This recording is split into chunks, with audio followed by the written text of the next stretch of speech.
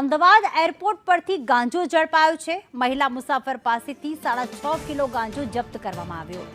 ડીઆરઆઈએ 6.5 કરોડનો ગાંજો જપ્ત કરી તપાસ હાથ ધરી છે। બેંકોકથી આવેલી મહિલા પાસેથી આ ગાંજો જપ્ત કરવામાં આવ્યો।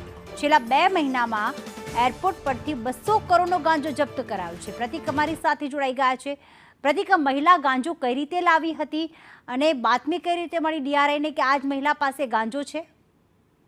પ્રીતિ, અમદાવાદ એરપોર્ટ હવે નશાયુક્ત પદાર્થો માટેનું હબ બની રહ્યું છે, કારણ કે છેલ્લા કેટલાય સમયથી નશાયુક્ત પદાર્થોની હેરાફેરી અમદાવાદ એરપોર્ટ પરથી થઈ રહી છે અને આ હેરાફેરી અટકાવવા માટે ડીઆરઆઈ તેમજ કસ્ટમ વિભાગના અધિકારીઓને તૈનાત કરવામાં આવ્યા છે અને આ અધિકારીઓ મુસાફરોનું ચેકિંગ કરતા હોય છે। જે મુસાફર શંકાસ્પદ લાગતા હોય છે તેમના બેગ ચેકિંગ કરવામાં આવતા છે અને આવી એક મુસાફર બેંકોકથી આવી હતી અને તેનો પાસપોર્ટ જોતા તેની ફ્રિકવન્ટ ફ્લાયર હોવાનું જાણવા મળ્યું હતું અને આ જ કારણે તેની તપાસ કરવામાં આવતા તેની પાસેથી 6.5 કિલો ગાંજો જપ્ત કરવામાં આવ્યો છે અને ખાસ તો આ જે ગાંજો પકડાયો છે તે હાઇબ્રિડ ગાંજો છે અને કેટલીક તપાસમાં આ હાઇબ્રિડ ગાંજો છે તે ધ્યાનમાં નથી આવતો, પરંતુ કસ્ટમ અને ડીઆરઆઈના અધિકારીઓની સમય સૂચકતાના આધારે આ ગાંજો ઝડપી પાડવામાં આવ્યો છે, જેની બજાર કિંમત 6.5 કરોડની છે।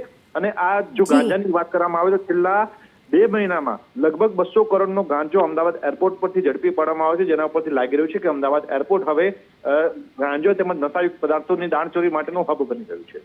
આભાર પ્રતિક, તમામ માહિતી માટે।